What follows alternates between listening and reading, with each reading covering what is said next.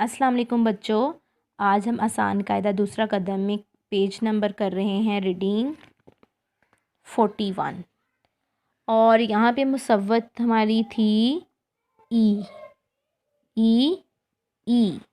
ठीक है, अल्फाज साजी हमने कंप्लीट कर ली है। आज जो हमारा काम है वो है जुमले पढ़ें। ठीक है, आज हम जुमले करेंगे।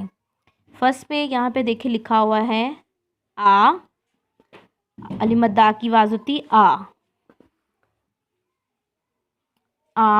जीम की आवाज़ है ज, आ ज, आज आज आज, अ ई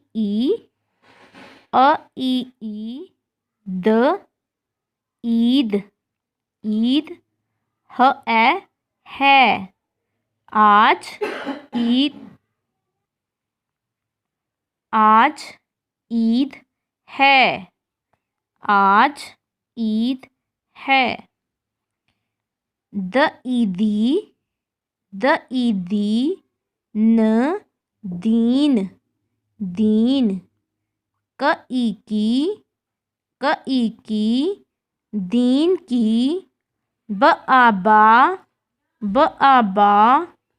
त बात, ब आबात बात, क रो करो, क रो करो, दीन की बात करो, दीन की बात करो। च ईची न इनी चीनी, च ईची न इनी चीनी, म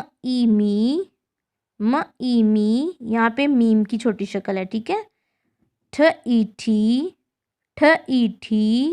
मीठी मीठी, ह है चीनी मीठी है, चीनी मीठी है।